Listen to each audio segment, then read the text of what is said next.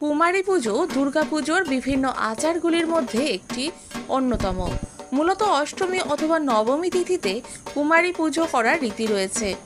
নিজ নিজ আচার এবং ভিন্ন পঞ্জিকা অনুসারে বিভিন্ন স্থানে বিভিন্ন নিয়ম মেনে অষ্টমী অথবা নবমী তিথিতে কুমারী পুজো হয়। পৌরাণিক কাহিনী অনুসারে বানাসুর নামক এক অসুরের অত্যাচারে অতিষ্ঠ হয়ে দেবতাগণ দেবী মহাকালীর শরণাপন্ন হন।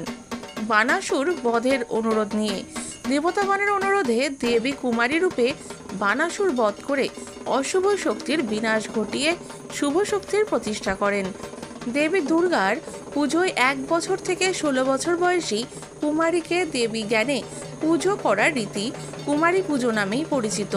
বিগত 10 বছর ধরে বরাহনগরে স্বপ্নীল রেসিডেন্সি ফ্ল্যাট ওনার্স অ্যাসোসিয়েশনের উদ্যোগে মহা অষ্টমীর পূর্ণ দিনে কুমারী পুজোর আয়োজন করা হয়।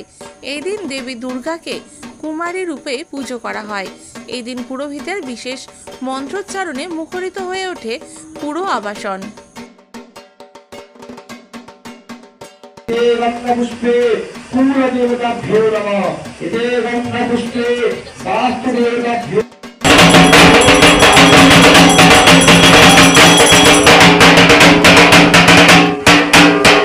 আমাদের কুমারী পুজো এখানে বৈদিক নিয়ম মেনে হয় পুরোপুরি।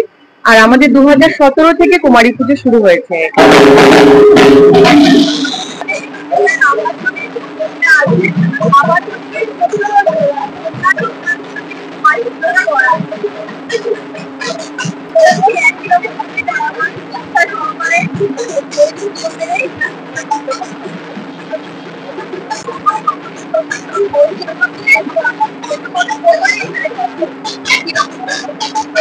আমাদের কুমারী পুজো এখানে নিয়ম মেনে 2018 সাল থেকে চলছে। কুমারীকে একদম একদিন উৎসব পালন করতে হয়। পরের দিন কুমারীকে আমাদের এখানে কুমারীকে সাজিয়ে করে নিয়ে আসা হয়। আর এখানে কুমারী এবারে নামতে হয়